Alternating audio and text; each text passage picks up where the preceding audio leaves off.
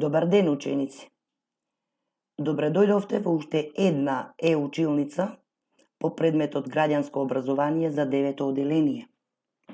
Јас сум Благица Србиновска, наставник по историја и граѓанско образование во основното училиште Кирил и Методи Стајковци. Денеска ќе зборуваме за конфликтите и справување со конфликтите. Да видиме кои цели ученикот треба да ги усвои на овој наставен час.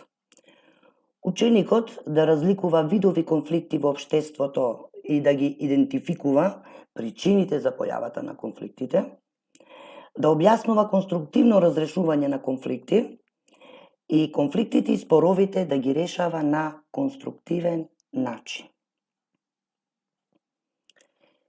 Перцепцијата како основа за настанок на конфликти. Еден настан, појава или процес може да има различни мислења, ставови и гледишта. Како ќе се однесуваме кон некој човек, предмет, настан, многу зависи од тоа како ги перципираме.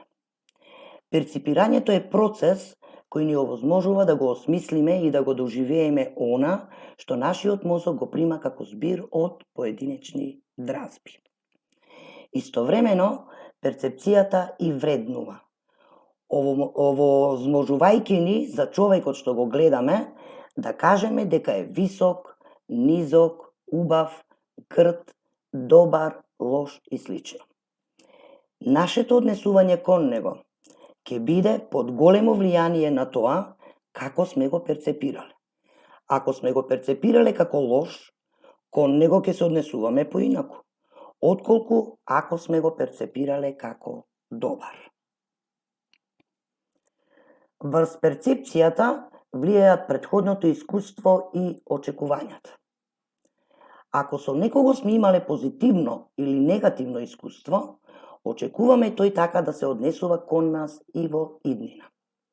Например, ученик што добил 5 на почетокот на учебната година може да ужива на стара слава. Интересите и вредностите влијаат и предизвикуваат луѓето да не го видат она што би требало да го видат. Например, едно куче некој го гледа како опасност, некој пак како милениче.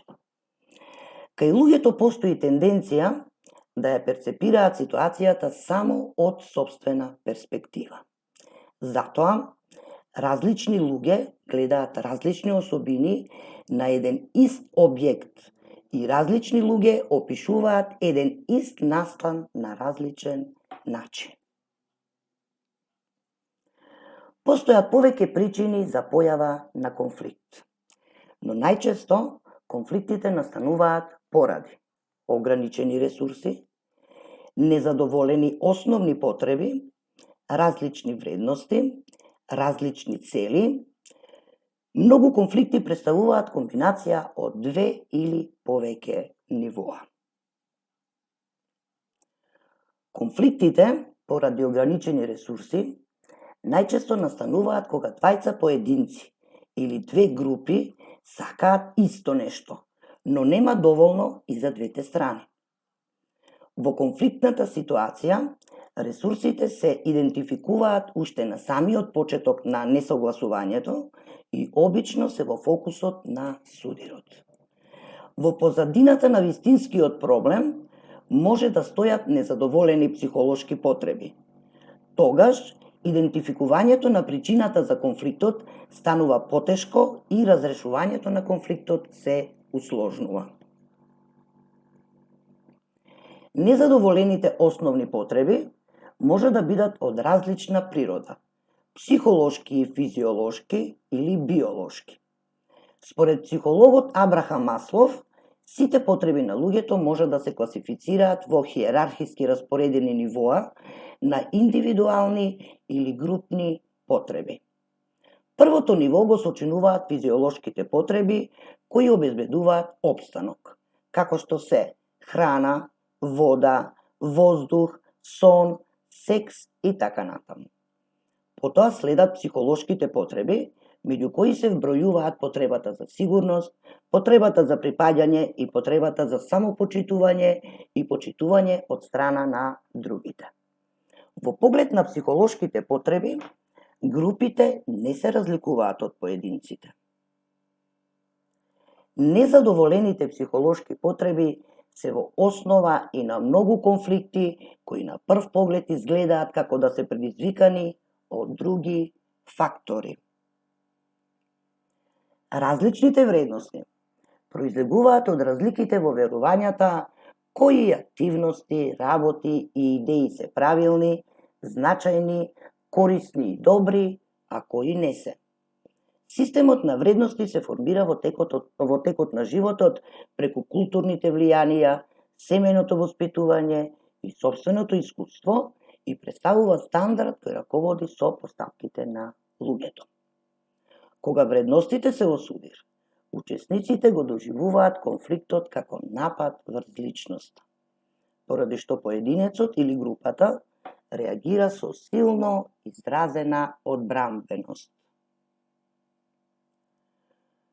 Психолошките потреби се вмешуваат и во конфликтите околу вредностите. Луѓето што имаат поинакви вредности се посматраат како да не се во право. Во таков случај, изборите што се прават во животот, па дури и изборот на пријателите, се ограничуваат на стеснет круг на можности.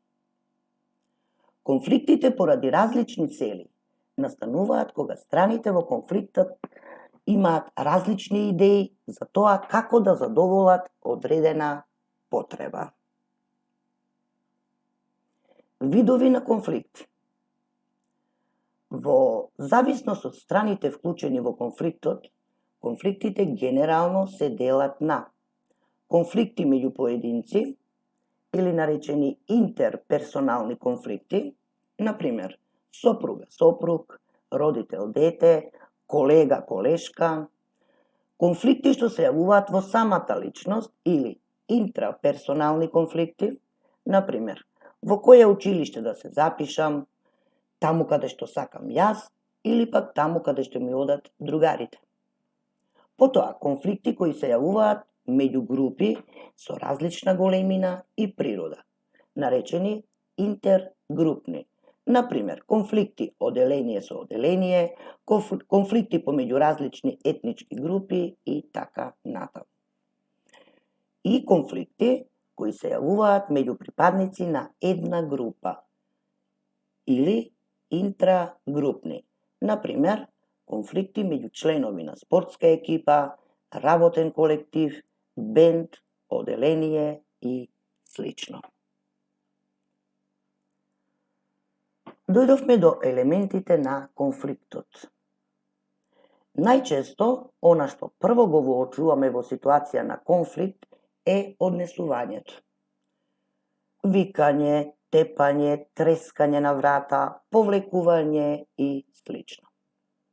Зад секое однесување во конфликт постои чувство. Дали ќе биде тоа бес, фрустрација, немоќ и така натаму. Чувството е предизвикано од одреден проблем, а проблемот најчесто настанува помеѓу лица кои имаат некаква релација, односно однос. Овие 4 елементи – однесување, чувство, проблем и релација или однос – се основни елементи на конфликтот и кога тежнееме кон конструктивно разрешување на конфликтите, треба да ги имаме сите во предвид. Како да се справиме со конфликтите или справување со конфликти? Еден од начините на справување со конфликтите е ефективната комуникација, која е основа за конструктивно справување и решавање на конфликтите. За да се оствари ефективна комуникација, неопходно е страните да имаат развиено некои техники, односно вештини, кои овозможуваат да се комуницира во конструктивна насока, и тоа: техниката на активно слушање, парафразирање, поставување на прашања и емпатија. Значи, додека некој говори за конфликт, ние во кратки црти ќе го парафразираме тој што тоа го говори. Ќе поставуваме прашања, но ќе бидеме и емпатични, односно ќе се ставиме на неговото место. Техниката на јас говор. Например, кога ќе ми кажеш да замолчам, јас многу се чувствувам непријатно.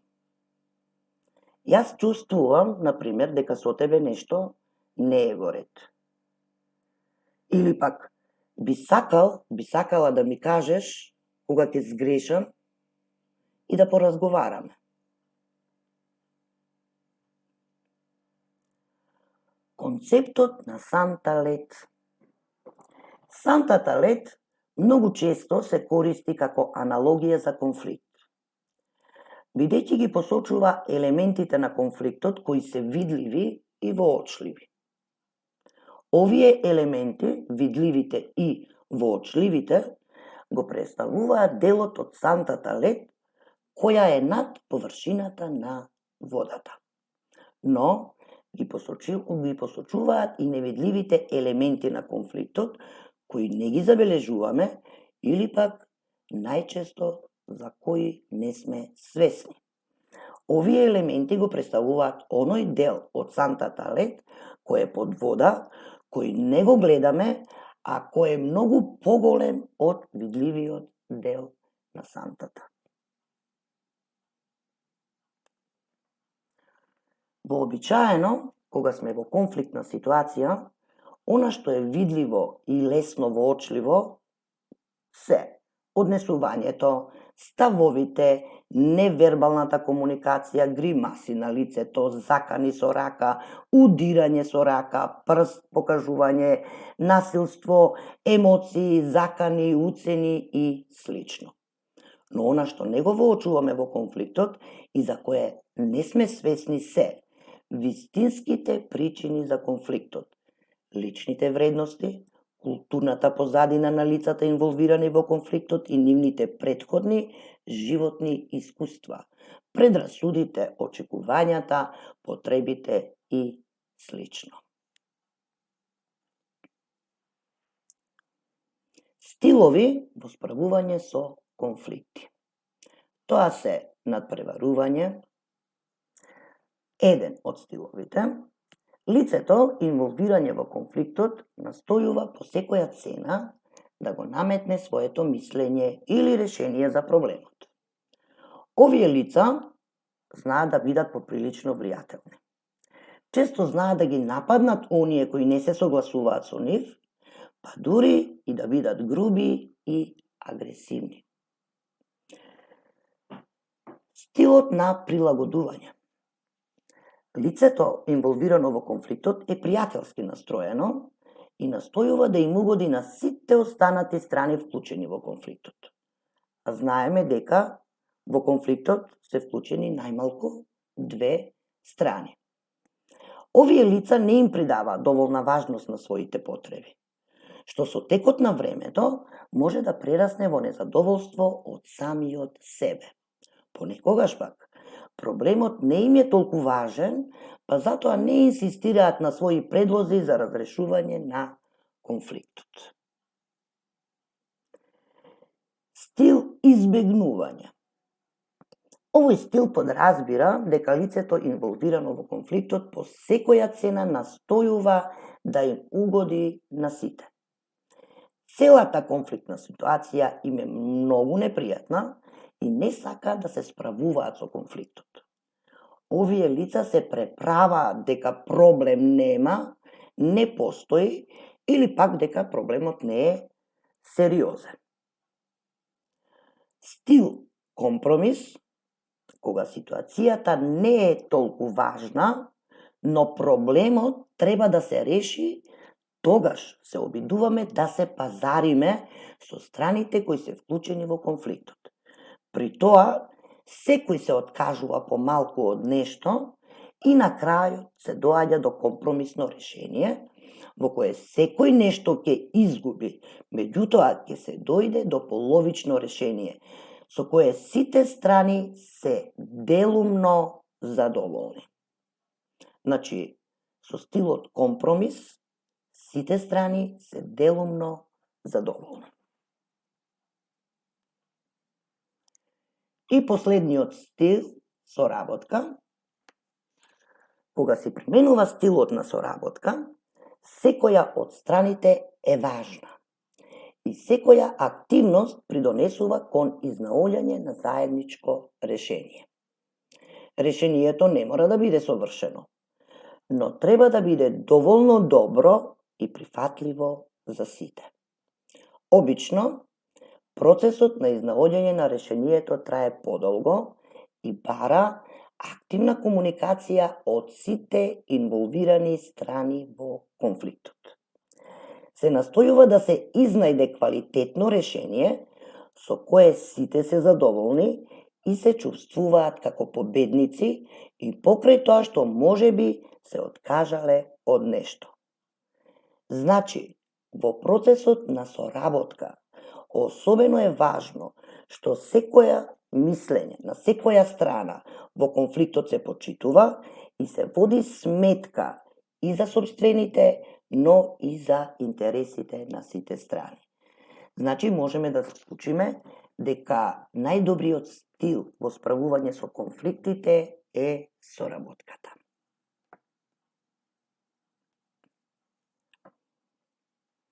Сега следи една активност ученици, наречена тест за идентификување на личниот стил за справување со конфликти.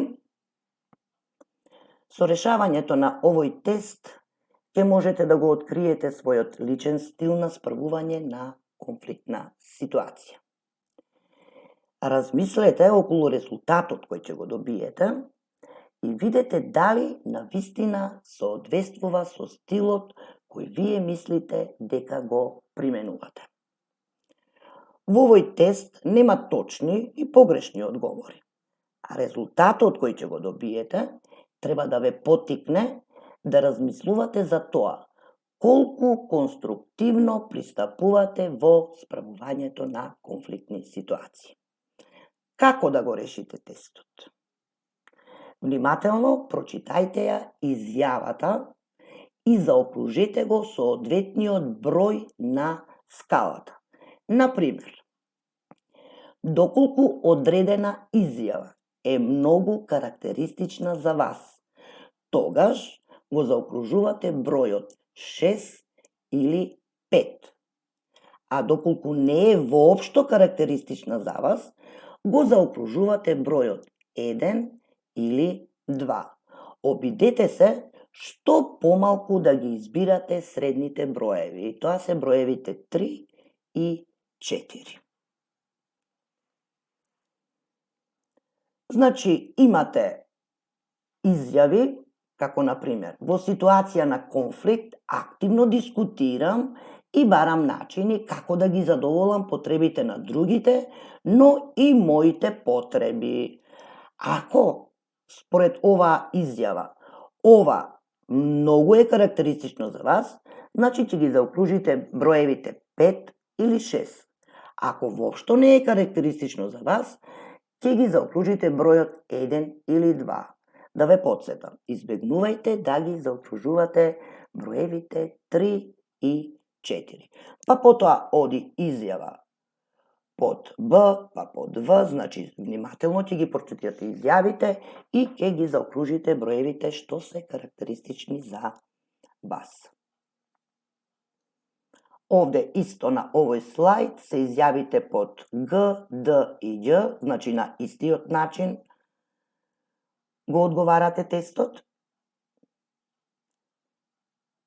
Во ситуација на конфликт, значи, З да го прочитаме, особено внимавам на желбите на другите, но сепак инсистирам на тоа и другите да внимаваат на моите желби. Карактеристично е за вас или воопшто не е карактеристично? Решение. Како ќе дојдете до решение?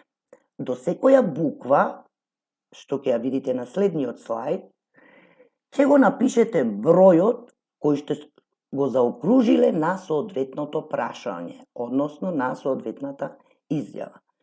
Соберете ги двата броја и впишете го резултатот.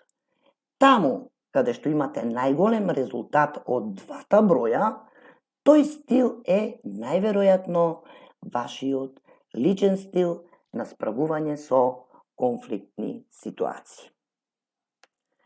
Еве како изгледа решението.